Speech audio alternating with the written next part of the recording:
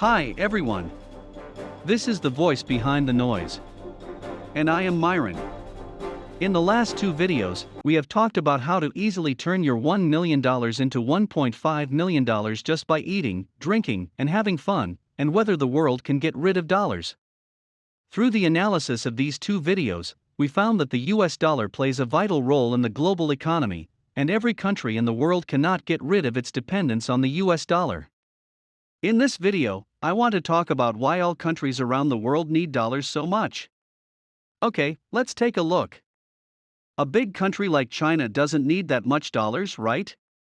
In fact, China still lacks dollars. A bunch of Chinese companies owe a huge amount of US dollar debt. Even those real estate companies that are on the verge of bankruptcy in China also owe a lot of US dollar debt. What's more, the interest they borrow is very high. It is at least 8% at every turn. The routine is the same as what I said in the last video. After American capitalists get the money, they have no investment opportunities in the United States, so they go to the third world to invest and build factories, or lend them to Chinese real estate companies for arbitrage profits. For example, it's as if you get money from the bank at 4% and lend it to someone else at 7% for a 3% interest margin. This kind of thing seems outrageous, but it is actually very common. People who do business all know it, because if you want a loan, but you may not be able to get a loan. So you can only borrow from a second-order dealer, and they will charge an intermediary fee. I don't know if you have noticed that Evergrande has a large amount of US dollar debt due, but it is unable to repay. They also use the same method, that is, borrowing dollars from foreign institutions and exchanging them for RMB. So they can use the money to buy land, buy cement from upstream companies to build houses, etc.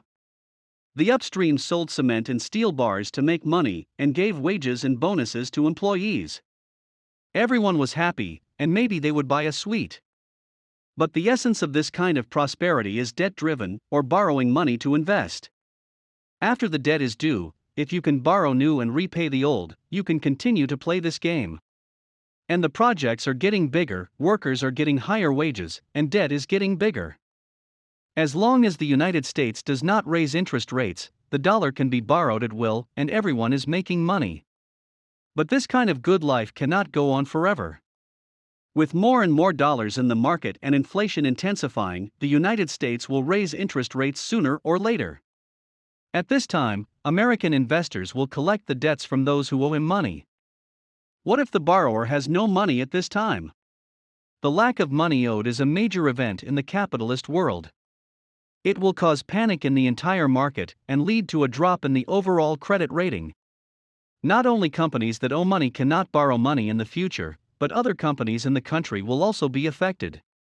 For example, Russia had a debt default 24 years ago, and the consequences were very serious, and it has left many countries with lingering fears. In the next video, we will talk about this financial incident that has had a very bad impact on the international community.